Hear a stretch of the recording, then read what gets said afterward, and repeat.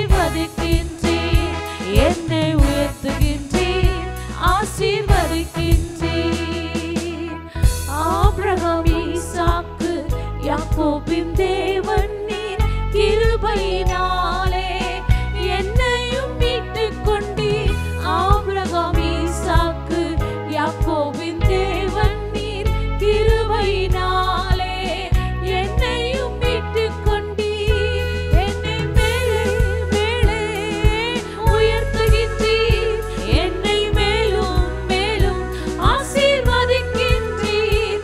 என்னை மேலே மேலே உயர்த்துகின்றீர், என்னை மேலும் மேலும் ஆசீர்வதிக்கின்றீர்.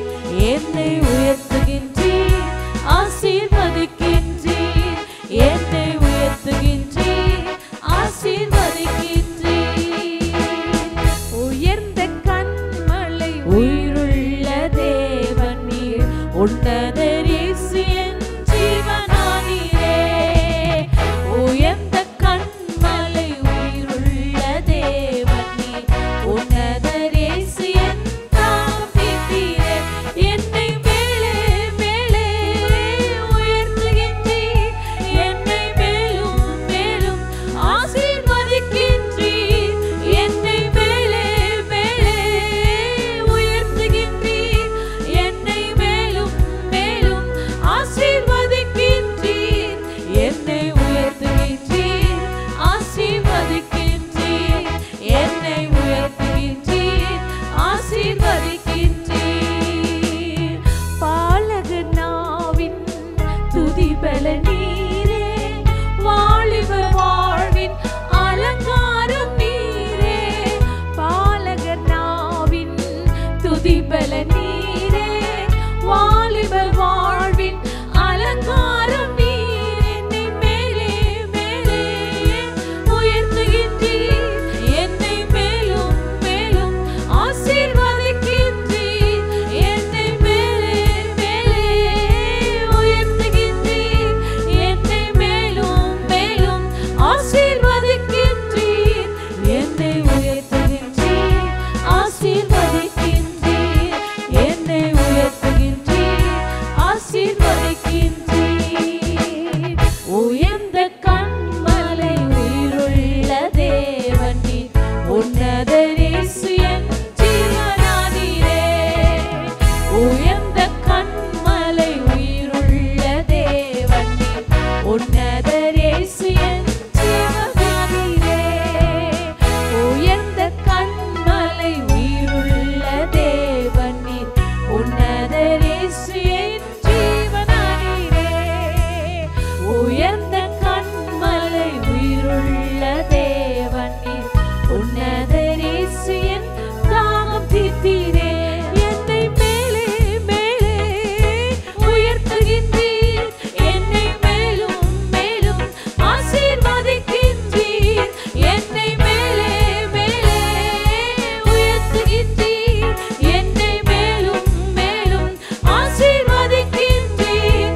என்னை உயர்த்துகின்றீர், ஆசீர்வதிக்கின்றீர், என்னை உயர்த்துகின்றீர், ஆசீர்வதிக்கின்றீர்.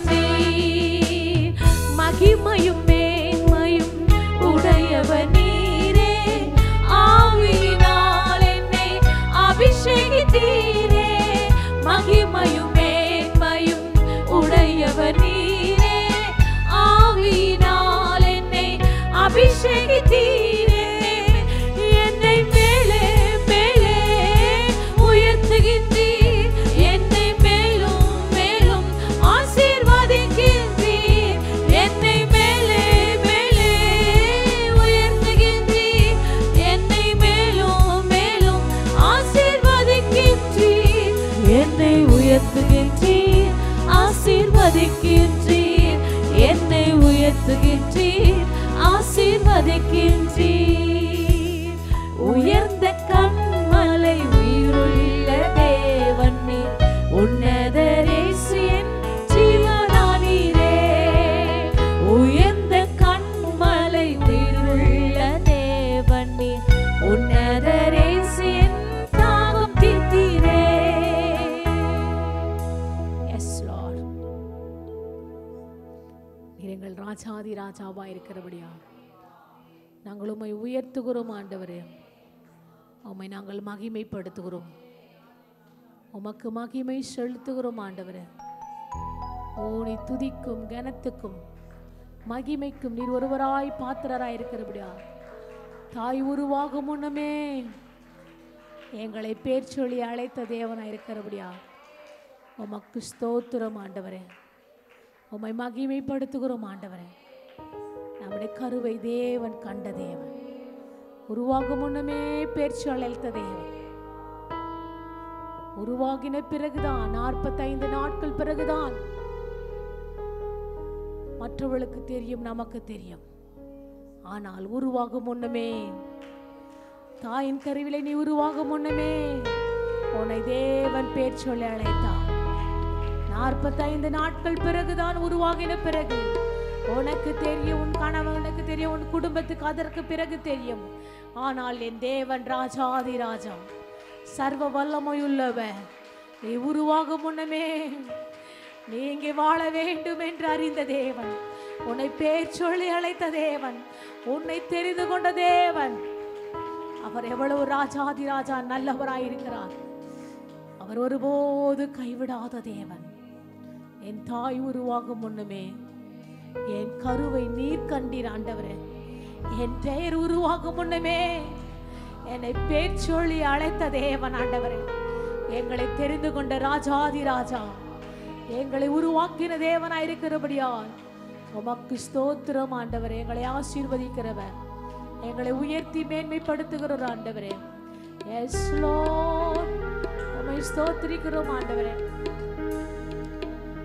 என் தாய் உருவாகும் முன்னே என் கருவை கண்டீரையா, என் பேர் உருவாகும் முன்னே பெயர் சொல்லி அழைத்தீரையா. என் தாய் உருவாகும் முன்னே என் கருவை கண்டீரையா,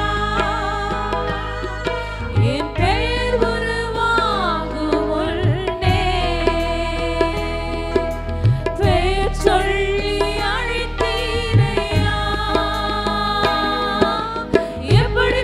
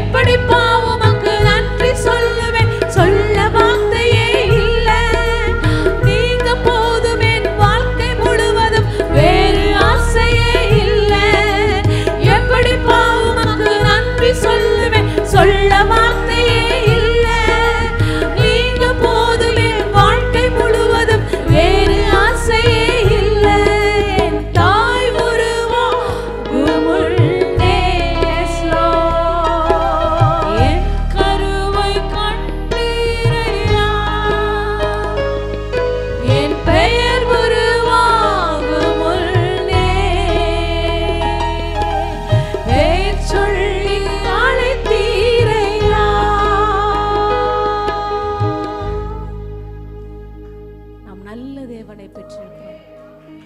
மகிமையுடைய ராஜாதி ராஜா. எலும்புகள் உருவாகல, தசைகள் உருவாகல, நரம்புகள் உருவாகல.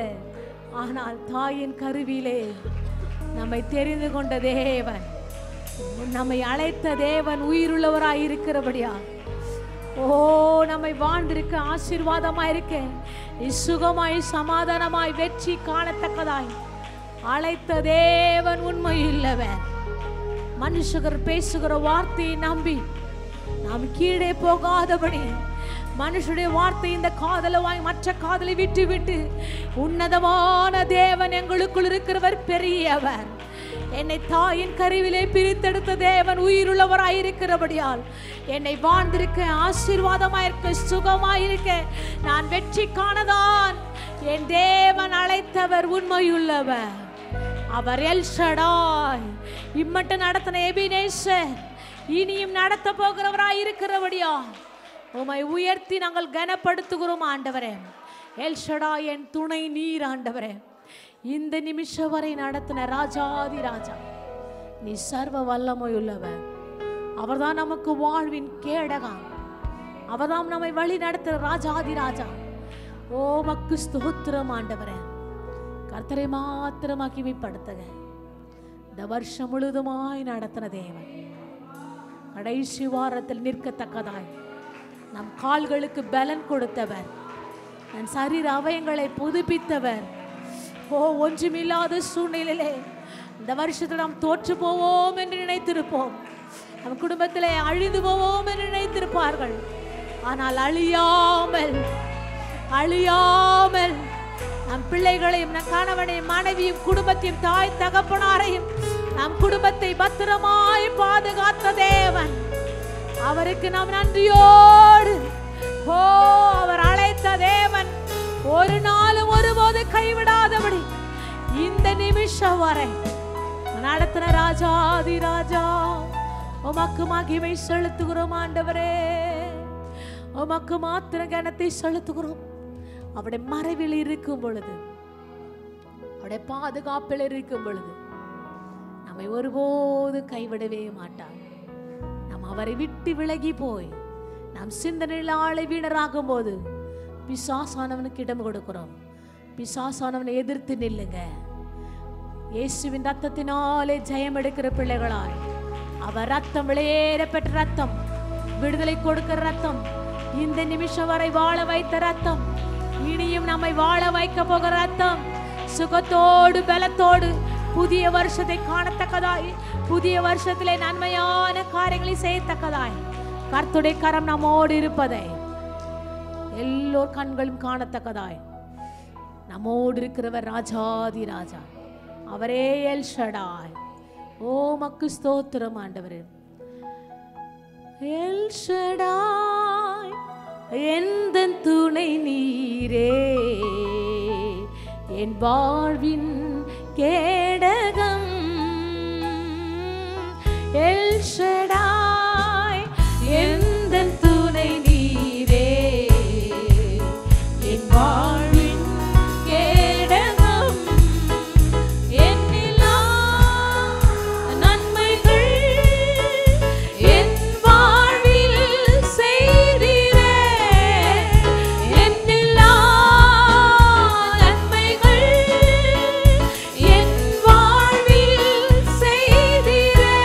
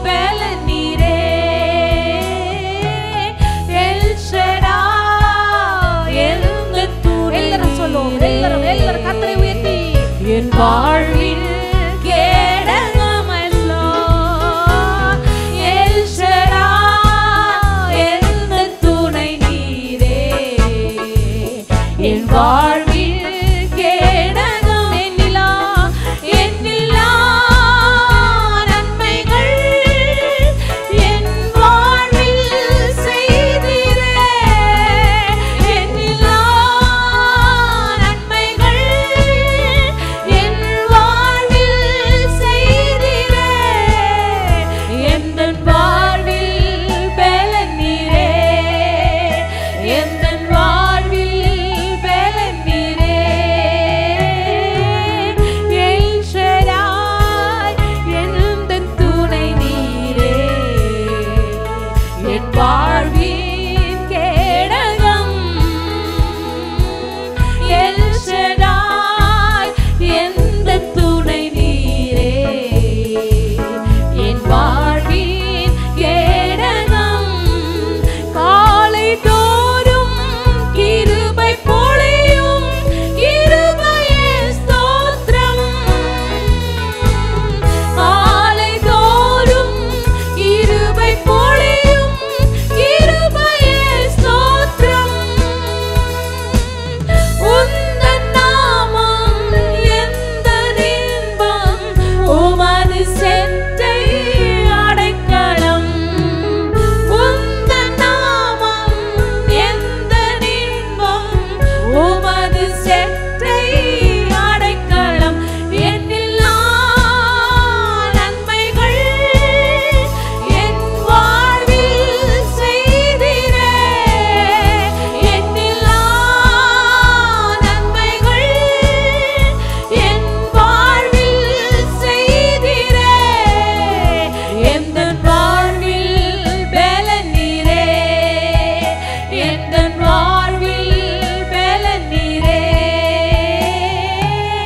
எல் ஷடாய் எந்தன் துணை நீரே என் வாழ்வில் கேடகம் எல் ஷடாய் எந்தன் துணை நீரே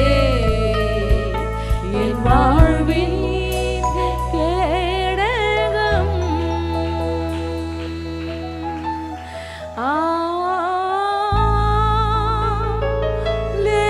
அல்லேலூயா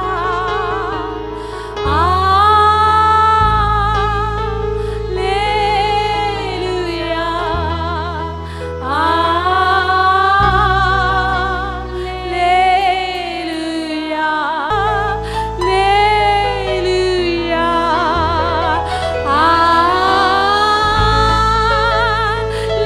அல்லேலூயா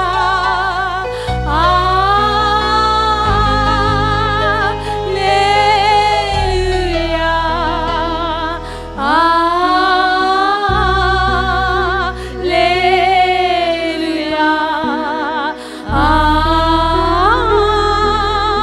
அல்லேலூயா துதிக்கு பாத்திரரே கனத்துக்கும் மகிமைக்கும் புகழுக்கும் நீர் ஒருவர்தான் பாத்திரர் பரிசுத்த ஆவியானவரே உன்னதமான தேவனே உன்னதமான ராஜாதி ராஜாவே சர்வத்தையும் ஆளுகிற ராஜாதி ராஜாவே நீர் ஒருவரே கர்த்தாதி கர்த்தர் நீர் ஒருவரே துதிக்கும் புகழுக்கும் கனத்துக்கும் மகிமைக்கும் என் இயேசு ஒருவரே yes Jesus Jesus yes lord yes lord yes lord yes Lord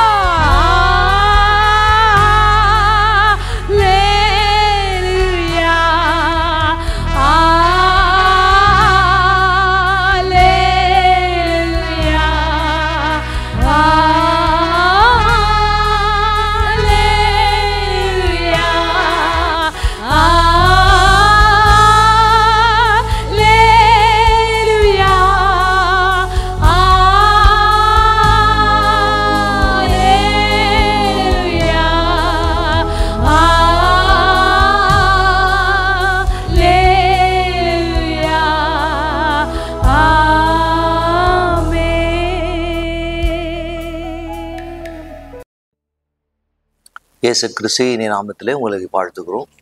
வேணுமாய் SKM சர்ச்சுடைய live ஆராதனைக்கு அழைக்கிறோம். நல்ல ஆண்டவரே, இந்த காலை வேலைக்கு ஜெபிக்கிறோம். இந்த எலக்ட்ரிக் பவர், ஆடியோ, வீடியோ மற்ற எல்லா விதமான பொருட்களை ஆண்டவரே கர்த்தர் கிருபையாய் மறைத்துக் கொள்ளும். ஆண்டவரே, இந்த வசனங்களை படிக்கும் போது அடியனுக்கு புரிதலை தாரும். பேசுகிற ஒவ்வொரு வார்த்தையும் உடைய ஜனங்கள் உள்ளத்தில் போய் சேர பரிசுத்த ஆவியானவரே உதேசியா ஜெபிக்கிறோம். இயேசு கிறிஸ்து நாமத்திலே ஜெபிக்கிறோம் நல்ல பிதா, ஆமென். இந்த காலையிலே நாம் பார்க்க போகிற தலைப்பு, கிருபையிலே நிலை கொண்டிருக்கும்படி செய்தார். கிருபையிலே நிலை கொண்டிருக்கும்படி செய்தார். இந்த 24ஆம் ஆண்டுடைய கடைசி வாரத்திலே நாம் இருக்கிறோம்.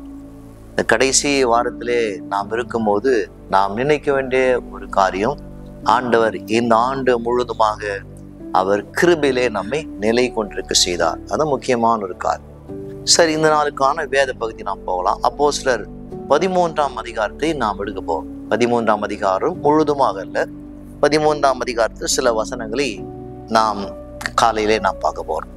இந்த 13ஆம் அதிகாரம் மிக முக்கியமான அதிகாரமாக வேதத்தில் இருப்பதை நாம் அங்கு பார்க்கிறோம். அப்போஸ்தலர் 9ஆம் அதிகாரத்தில் நாம் பார்க்கும்போது அங்கு பவுல் 9ஆம் அதிகாரத்திலே அவர் ரட்சிக்கப்படுறார். ஆனால் 13ஆம் அதிகாரத்தில் தான் தன் முதல் ஊழியத்தை, பிரசங்கத்தை அவர் பேச ஆரம்பிக்கிறார். அப்போஸ்தலர் 9 முதல் 15 வரை இந்த நாம் வசனத்தை படிக்கும் போது அப்போஸ்தலர் 9ஆம் அதிகாரம், 10ஆம் அதிகாரம், 11ஆம் அதிகாரம், இப்படி 13 என்று படிக்கிறோம். ஆனால் நாம் படிக்கும்போது இந்த 5 அதிகாரம் தான் நாம் சொல்லுகிறோம். ஆனால் கூட இந்த 5 அதிகாரத்துடைய இடைவெளியானது 10 ஆண்டுகள். 9ஆம் அதிகாரத்துக்கும் 13ஆம் அதிகாரத்துக்கும் இடைவெளி 10 ஆண்டுகள், 10 years. இந்த 10 ஆண்டுகளிலே தேவன் எப்படி பவுலை தயார்படுத்தினார் ஊழியத்துக்காக என்பதால் இதை நாம் பார்க்க போறோம்.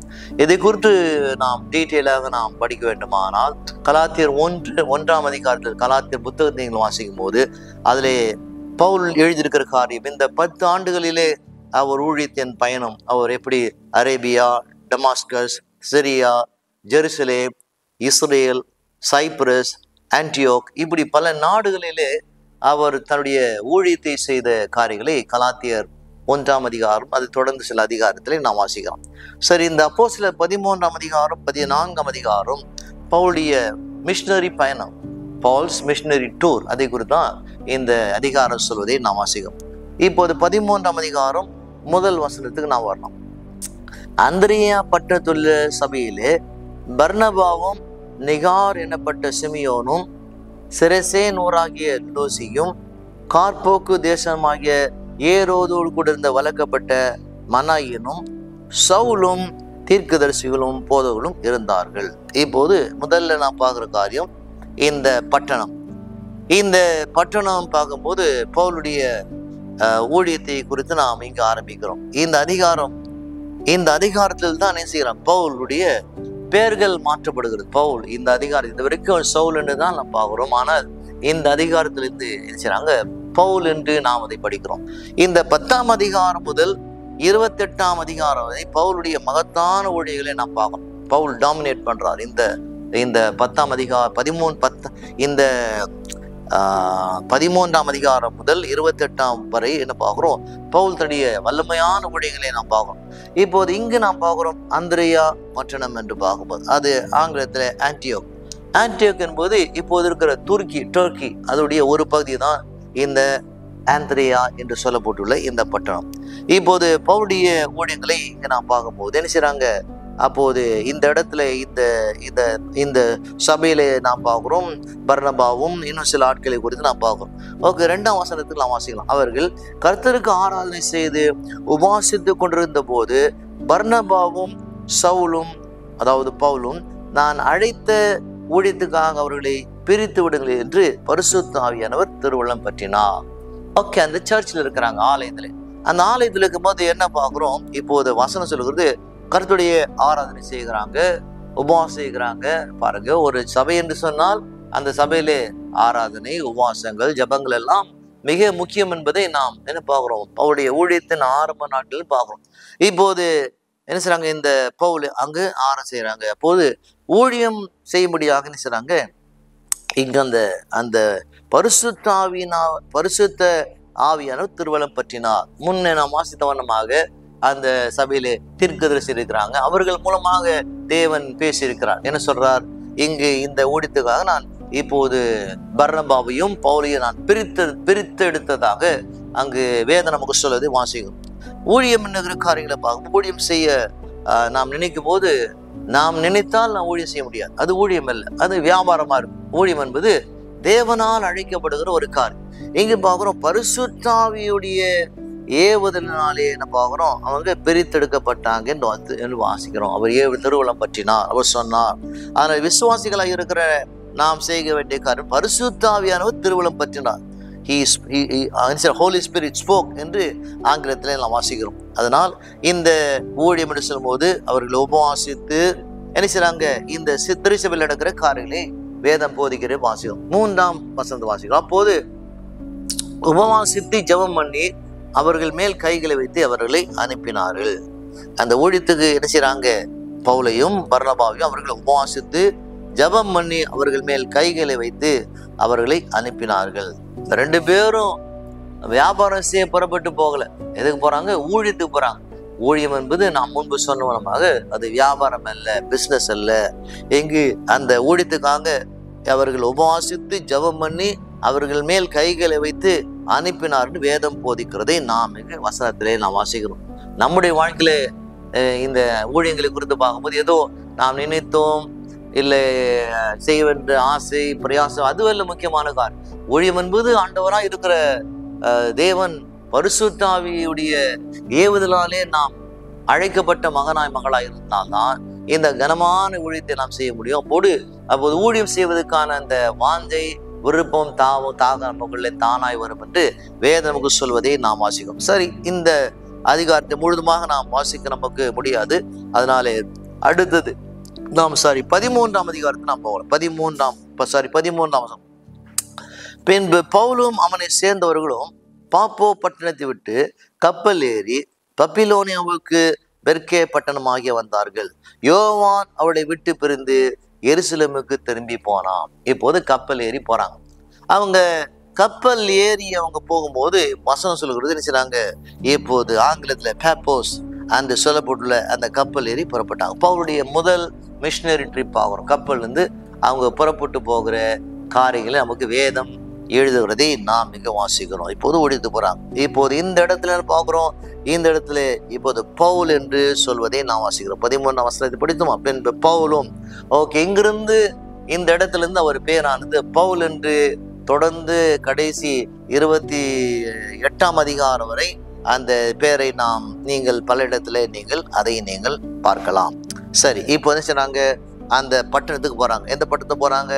இப்போது முன்பு நாம் வாசித்த வண்ணமாக என்ன செய்றாங்க, அவர்கள் பாப்போ பட்டணத்தை விட்டு கப்பல் ஏறி பப்பீனியோ என்று சொல்லப்பட்டுள்ள பட்டணத்துக்கு அவர்கள் வந்தார்கள். இப்போது அந்த பட்டணத்துக்கு வந்தாங்க. அவர்கள் பெர்கே பட்டணத்தை விட்டு புறப்பட்டு பிசிதியா நாட்டில் உள்ள அந்திரியாவுக்கு வந்து ஓய்வு நாளிலே ஜப ஆலயத்திலே பிரவேசித்து உட்கார்ந்தார்கள் என்று வசனம் சொல்லுது. இப்போ என்ன செய்றாங்க, இன்னொரு பார்க்குறோம். அந்தியோகியா என்ற இடத்துக்கு வராங்க. ஆங்கிலத்தில் ஆன்டியோ. இப்போது இருக்கிற துருக்கியுடைய ஒரு பகுதி, இப்போது இருக்கிற டர்க்கி சொல்றோமா, துருக்கியுடைய ஒரு பகுதி தான் இந்த அந்தியோகியா என்று நாம் வாசிக்கிறோம்.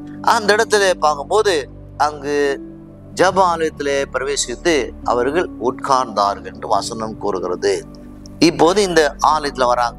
இந்த ஆலயத்துல வரும்போது அங்கு பவுலும் பர்னபாவும் என்ன செய்றாங்க, அந்த ஆலயத்துல உட்கார்ந்து என்ன செய்றாங்க, அங்கு இருக்கிற ஆசாரியர் அங்க அந்த என்ன பேசுறார் என்பதை அவங்க கேட்க அந்த ஆலயத்துல உட்கார்ந்தாங்க. வசனம் சொல்கிறது. அடுத்த வசனம் 15 நியாயப்பிரமாணமும் தீர்க்க தரிசன ஆகமும் வாசித்து முடித்த பின்பு. இப்போது அந்த ஆலயத்துல என்ன வாசிக்கிறாங்க, நியாயப்பிரமாணமும் தீர்க்க தரிசன ஆகமும் வாசித்த பின்பு என்று வசனத்திலே வாசிக்கிறோம். சகோதரரே, நீங்கள் ஜனங்களுக்கு புத்தி சொல்ல விரும்பினால் சொல்லுங்க என்று சொல்லபடி ஜபாலய தலைவர்களிடத்திலே ஆள் அனுப்பினார்கள். இப்போது நாம் என்ன பார்த்தோம், இங்க அந்த ஜப ஆலயத்துல என்ன பார்க்கிறோம், அவங்க அந்த நியாயப்பிரமாணத்தையும் தீர்க்க தரிசன ஆகத்தையும் வாசித்தார்களே. அங்க வாசிக்கிறாங்க. அவங்க கிட்ட புதிய ஏற்பாட்டு நிருபம் இல்லை. புதிய ஏற்பாட்டு நிருபம் இன்னும் எழுதி முடிக்கப்படவில்லை. மத்தேயு, மார்க், லூக்கா, ஜான் மற்றும் அப்போஸ்தலர் எழுதின புத்தகங்கள் எதுவும் அங்க இல்லை. அவங்க கிட்ட இருக்கிறதெல்லாம் பழைய ஏற்பாட்டு நியாயப்பிரமாணமும் தீர்க்க ஆகமம் தான் கையில் வைத்திரு. அதை படித்து அவங்க சொல்லி பிறகு செய்றாங்க. ஜெபாலயத்தில் பார்க்கும்போது யாரும் 2 நபர் புதியதா இருக்கிறாங்க. யார் அந்த புதிய நபர் என்று கேட்குறாங்க. அப்போது பர்னபாவும் இருக்கிறாங்க.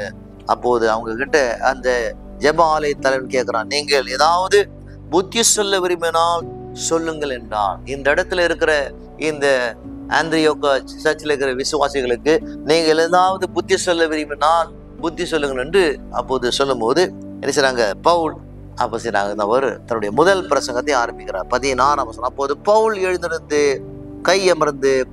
கையமர்த்தி இஸ்ரவேலரே, தேவனுக்கு பயந்து எடுக்கிற சகல ஜனங்களே கேளுங்கள் என்றான். இப்பதான் பவுலுடைய முதல் பிரசங்கம் ஆந்திரியா பட்டணத்திலே ஒரு சபையில ஆரம்பிக்கிறது வாசிக்கிறோம். ஆரம்பிக்க சொல்றாங்க, சபையை பார்த்து தேவனுக்கு பயந்து நடக்கிற ஜனங்களே.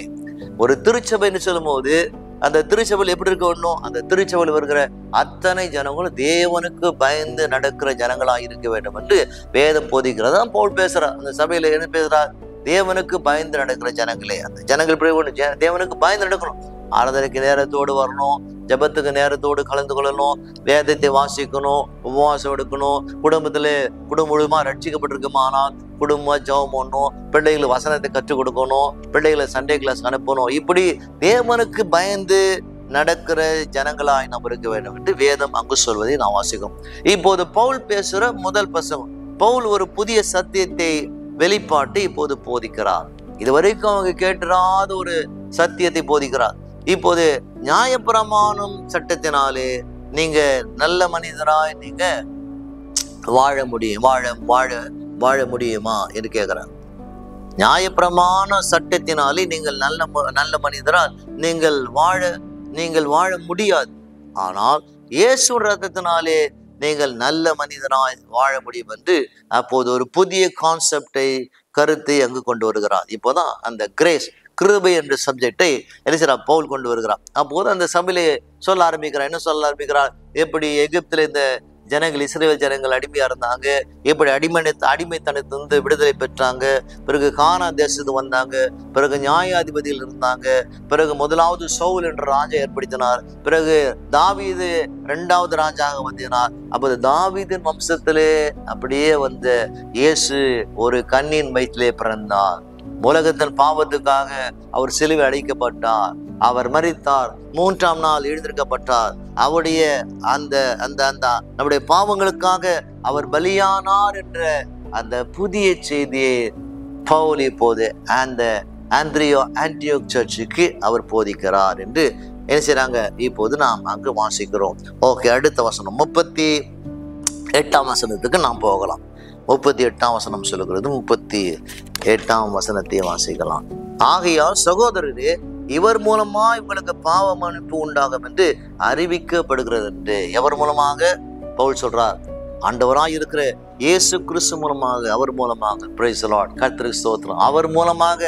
இவர் மூலமாக தான் உங்களுக்கு பாவ மன்னிப்பு உண்டானது என்று பவுல் ஒரு புதிய கருத்தை, ஒரு புதிய சிந்தனையை, ஒரு புதிய வெளிப்பாடை அந்த சபையில பேசுகிறார். இதுவரைக்கும் உங்களுக்கு தெரிஞ்சதெல்லாம் என்ன? நியாயப்பிரமாணம், சட்டம், லா. ஆனால் இப்போது கிருபை குறித்து பவுல் பேசுவதை நாம் அங்கு வாசிக்கிறோம். 39. மோசேயின் நியாயப்பிரமாணத்தினாலே நீங்கள் எவைகளிலிருந்து விடுதலையாகி நீதிமான்களாக்கப்படக்கூடாதிருக்கிறதோ விசுவாசிக்கிறவனும் அவைகளிலிருந்து இவரால் விடுதலையாகி நீதிமானாக்கப்படுகிறான் என்று உங்களுக்கு தெரிந்திருக்க கடவுது. அப்போது பவுல் சொல்றார், என்ன சொல்றாரு இங்க ஜனங்களை பார்த்து, நியாயப்பிரமாணத்தின் மூலமாக நீங்கள் விடுதலையாகி நீங்கள் நீதிமான்களாக்க கூடாது இருக்கிறதோ. நியாயப்பிரமாணத்தின்படியாக நடந்து நிச்சயமாக நாம் நீதிமான்களாக இருக்கவே முடியாது. ஏன்னா நியாயப்பிரமாணம் அவ்வளவு கடினமான சட்டம் திட்டமா இருப்பதை. ஆனால் நீங்கள் இயேசுவை விசுவாசித்தால் விடுதலையாக்கி நீங்கள் நீதிமான் ஆக்கப்படலாம் என்று அங்கு பவுல் ஒரு புதிய சத்தியத்தை, கிருபை குறித்து அவர் பேசுவதை என்ன செய்றாங்க, சபையில எல்லாரும் ஆச்சரியமா கேட்கிறாங்க. ஏன்னா இதுதான் முதல் முறையாக இப்படிப்பட்டதான ஒரு பிரசங்கம் அந்த சபையிலே பிரசங்கிக்கப்படுவதை நாம் வாசிக்கிறோம். இப்போது பவுல் பேசுகிற செய்தி அங்கு யாருக்கு புரியல? அதே போலதான் திருச்சபையில் பார்க்கிறோம். அநேக நேரத்துல ஆண்டவராய் இருக்கிற இயேசு சபையில பேசும்போது அநேகருக்கு அவங்களுக்கு புரியாது. ஏன் புரியாது? இன்னும் அவர்களுக்கு ஆண்டோடைய கிருபை குறித்து தெரியாது, கிரேஸ் குறித்து தெரியாது. என்ன செய்றாங்க? தங்களுடைய மாமிசத்துல ஏங்கி விட்டுருக்காங்க. இதை செய்யலாம், அதை செய்யலாம், இப்படி செய்தா நல்லவரா இருக்கலாம். ஆனால் என்னதான் செய்தாலும் கூட நாம் நல்லவராக இருக்கவே முடியாது. ஆனால் அவருடைய கிருபினாலே நாம் நல்லவராக்கப்படுகிறோம், நீதிமான்களாக்கப்படுகிறோம் என்ற அந்த புதிய செய்தியை அப்போஸ்தலனாகிய பவுல் சொல்ற இந்த காரியங்களை நாம் வாசிக்கிறோம். இதைதான் பேதுரு சொல்றோம். 2 பேதுரு 3:18 வாசிக்கிறோம். இயேசு கிறிஸ்துவின் கிருபையிலும் அவரை அறிகிற அறிவிலும் வளருங்கள். அங்க பேதுரு சொல்றார், இயேசு கிறிஸ்துவின் கிருபையிலும் அவரை அறிகிற அறிவிலும் வளர்ந்திருங்கள். அவருடைய கிருபை, கிரேஸ் என்ற வார்த்தை, இந்த கிரேஸ் என்ற வார்த்தை மட்டும் பைபிள்ல 185 முறை வருகிறது. அப்படி யோசிச்சு பாருங்க, அந்த கிருபை எவ்வளவு ஒரு பெரிதான காரியம். நாம் எதிலே வளர்கிறோம்?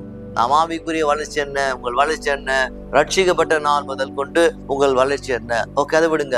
இந்த 24ஆம் ஆண்டிலே துவக்கத்திலிருந்து உங்கள் ஆவிக்குரிய வளர்ச்சி என்ன யோசித்து பார்க்க வேண்டும் என்று நமக்கு ஆண்டவர் சொல்வதை வாசிக்கிறோம். இந்த கிருபை குறித்து வாசிக்கும் போது முதல் இந்த கிருபை என்ற வார்த்தை ஆதியாகமம் 6ஆம் அதிகாரம் 8 வாசிக்கிறோம். நோவாவுக்கு கர்த்தருடைய கண்களிலே கிருபை கிடைத்தது. முதல் முறை அக்கிருபையை நாம் பார்க்கிறோம். கடைசி இடத்துல பார்க்கிறோம். கடைசியில பார்க்கும்போது வெளிப்பாடு புத்தகம் 22ஆம் அதிகாரம் வெளிப்பாடு 22ஆம் அதிகாரம் கடைசி வசனம் 21, நம்முடைய கர்த்தராகிய இயேசு கிறிஸ்துவின் கிருபை உங்கள் அனைவரோடு கூட இருப்பதாக, ஆமென். இந்த புத்தகம் முடியும் போது அது கிருபையோடு கூட முடிவதை நாம் அங்கு வாசிக்கிறோம். அதனால் விசுவாசிகளாய் இருக்கிற நாம் ஆண்டவராய் இருக்கிற இயேசுடைய கிருபையிலே நடக்க வேண்டும் என்று வேதம் கூறுகிறது. ஓகே, கிருபை இருப்பதனாலே நியாயப்பிரமாணத்தை, சட்டத்தை நாம் தள்ளிவிடலாமா? யோசிக்கலாம். கிருபை தான் இருக்கிறது, நியாயப்பிரமாணத்தை, சட்டத்தை தள்ளிவிடலாமா? ஓகே, கிருபை எல்லாவற்றையும் மன்னிக்கிறது, என்ன செய்யலாம்? அப்படி இல்லை, நெவர், அப்படி செய்யக்கூடாது. ஆனால் நாம் தேவ சட்டத்தின்படி நடக்கிற மகளாய் இருக்க வேண்டும் என்று வேதம் கூறுகிறது.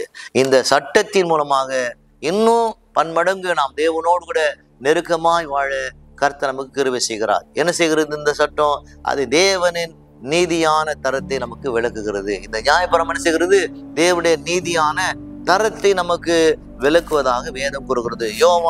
ரோமர் 7ஆம் அதிகாரம் 7ஆம் வசனம். ரோமர் 7ஆம் அதிகாரம் 7ஆம் வசனம். ஆகையால் என்ன சொல்வோம்? நியாயப்பிரமாணம் பாவமோ? அல்லவே. பாவம் இன்னதென்று நியாயப்பிரமாணத்தினால் நாம் அறிந்தேன் என்று ஏற்றபடி அறியவில்லை, மற்றபடி அறியவில்லை. இச்சையாதிருப்பாயாக என்ற நியாயப்பிரமாணம் சொல்லாதிருந்தால் இச்சை பாவம் என்று நான் அறியாமல் இருப்பேன். இப்போது இங்கு பவுல் எழுதுகிறார், நியாயப்பிரமாணம் இல்லாதிருந்தால் நான் பாவத்தை பற்றி நான் அறிந்திருக்க மாட்டேன். நியாயப்பிரமாணம் தான் எனக்கு சொல்லிக் கொடுத்தது. பாவம் என்றால் என்ன? இச்சையாதிருப்பாயாக. ஆங்கிலத்தில் வாசிக்கிறோம் கவர்னால் பேராசைப்படாதிருப்பாயாக. ஓகே, நியாயப்பிரமாணம் அது சொல்லாதிருந்தால் இந்த இச்சை, பேராசை பாவம் என்று நான் அறியாமல் இருப்பேன் என்று. அதனாலே நியாயப்பிரமாணம் நமக்கு நல்லது. நியாயப்பிரமாணத்தை நாம் விட்டு விடக்கூடாது. அந்த லா அதன்படியாய் நடக்க வேண்டும் என்று வேதம் கூறுகிறது. 2வது சொல்றார், இந்த நியாயப்பிரமாணம் இந்த எதுக்கு முக்கியமான காரியம்? அது நமது பாவ நிலையை விளக்குகிறது, வெளிப்படுத்துகிறது. எபிரேயர் 4ஆம் அதிகாரம் அது நம்முடைய பாவ நிலையை அது வெளிப்படுத்துகிறது. எபிரேயர் 4ஆம் அதிகாரம் கடைசியில பார்க்கலாம். ஹீப்ரூஸ் 4ஆம் அதிகாரம் 12ஆம் வசனத்தை வாசிக்கிறோம். 4:12 வாசிக்கும் போது அங்கு வேதம் சொல்லுது, தேவனுடைய வார்த்தையானது ஜீவனும் வல்லமையும் உள்ளதாயும் இருவரும் கருக்குள்ள எந்த பட்டயத்தையும் கருக்குள்ளதாகும், ஆத்மாவையும் ஆவியும் கணுக்களையும் ஊனையும் பிரிக்கத்தக்கதாக உரிய குத்துகிறதா, இருதயத்தின் நினைவுகளையும் யோசனைகளையும் அது வரையறுக்கிறதா இருக்கிறது. இந்த நியாயப்பிரமாணம் செய்கிறது இருபுறம் கருக்குள்ள பட்டயமா இருக்கிறது. என்ன செய்கிறது? அது இருதயத்தின் நினைவுகளையும் யோசனையிலையும் வரையறுக்கிறது. அதனுடைய பாவ நிலைமையை வெளிப்படுத்துகிறது. ஒருவேளை நாம் செய்கிற காரியங்கள் வெளியிலே ஜனங்களுக்கு தெரியாமல் போனாலும் கூட, மற்றவர்கள் அறியாமல் போனாலும் கூட, நம்முடைய உள்ளத்துல இருந்திருக்கிற அந்த பாவ நிலைமையை எது செய்கிறது? இந்த நியாயப்பிரமாணம் வெளிப்படுத்துவதாக வேதம் கூறுகிறது. 3வது சொல்ற முக்கியமான காரியம், இது ஒரு மீட்பருக்கான நமது தேவையை வெளிப்படுத்துகிறது. இந்த நியாயப்பிரமாணம் நமக்கு இருந்தால்தான், அதை கடைபிடித்தால்தான் ஒரு மீட்பர் நமக்கு தேவை என்பதை வெளிப்படுத்துவதாக வேதம் கூறுகிறது. கலாத்தியர் 3ஆம் அதிகாரம், கலாத்தியர் 3ஆம் அதிகாரம் 24, 25. கலாத்தியர் 3ஆம் அதிகாரம் 24, 20. இவ்விதமாக நாம் விசுவாசத்தினாலே நீதிமான்களாக்கப்படுவதற்கு நியாயப்பிரமாணம் நம்மை கிறிஸ்துவிடத்திலே வழி நடத்துகிற உபத்தியாய் இருக்கிறது. பாருங்க என்ன சொல்றாங்க, நாம் கிறிஸ்துவிடத்துல நடப்பதற்கு, போவதற்கு, நெருங்குவதற்கு இந்த நியாயப்பிரமாணம், இந்த சட்டம் மிக மிக முக்கியமா இருக்கிறது. இது இல்லாமல் போனால் நாம் கிறிஸ்துவிடத்திலே நெருங்க முடியாது. நமக்கு வேதம் போதிக்கிறதை அங்க நாம் வாசிக்கிறோம். அடுத்த வசனம் சொல்லுகிறது 25, விசுவாசம் வந்த பின்பு நாம் உபத்திரத்துக்கு கீழானவில்லை. விசுவாசம் நமக்கு வந்த பிறகு நாம் நியாயப்பிரமாணத்துக்கு கீழே இல்லை, நாம் எங்க இருக்கிறோம்? கிரேஸ், கிருபையின் கீழே இருப்பதாக வேதம் போதிக்கிறது. அதனால் விசுவாசிகளாக இருக்கிற நாம் இந்த கிருபையிலே நிலை கொண்டிருக்க வேண்டும். வேதம் போதிக்கிறது இந்த கிருபை நமக்கு இருக்கிறது என்று நாம் எண்ணிக்கொண்டு நாம் நினைத்த வண்ணமாக, நாம் சிந்திக்கிற வண்ணமாக நம்முடைய வாழ்க்கையிலே நாம் நடக்க முடியாது, நடக்கக்கூடாது. நியாயப்பிரமாணம் நமக்கு மிக மிக முக்கியம் என்று வேதம் நமக்கு போதிக்கிறதை நாம் வாசிக்கிறோம். கடைசியாக ஒரு வசனத்தை நாம் படிக்கலாம். வெளிப்பாடு 22ஆம் அதிகாரம், வெளிப்பாடு 22ஆம் அதிகாரம் 20, 21. இவைகளை சாட்சியாக அறிவிப்பார், மெய்யாகவே நான் சீக்கிரமாய் வருகிறேன் என்றார். ஆமேன். கர்த்தராகிய இயேசுவே வாரும். நம்முடைய கர்த்தராகிய இயேசு கிறிஸ்துவின் கிருபை உங்கள் அனைவரோடு கூட இருப்பதாக. கடைசியில் அந்த பைபிள் முடியும் போது கடைசி அந்த வசனம் சொல்லுகிறது, அவருடைய கிருபை தான் நம்மோடு கூட கடைசி வரைக்கும் இருக்க வேண்டும். நியாயப்பிரமாணத்துக்கு கீழே நாம் வாழணும், ஆனால் கூட அவர் கிருபை நம்மோடு கூட இருக்க வேண்டும் வேதம் கூறுகிறது. அதனால் விசுவாசிகளாக இருக்கிற நாம் கிருபையிலே நிலை கொண்டிருக்கும்படி செய்தார். இந்த ஆண்டு முழுதுமாக எப்படி நாம் இருந்தோம்? நம்ம இந்த ஆண்டு முழுதுமாக அநேக நேரத்திலே அவருடைய சட்டத்தை எல்லாம் நாம் மீறி நடந்தால் கூட அவர் கிருபை நம்மை தாங்கி நடத்தினது, இந்த ஆண்டை முடிக்க உதவினது. கர்த்தர் தாமே உங்களை ஆசீர்வதிக்கட்டும். ஆமேன். கர்த்தாவை கேட்கிற ஒவ்வொரு மகனோடு மகளோடு கரம் வைக்கட்டும். ஆசீர்வதியும். ஆமேன். Take care.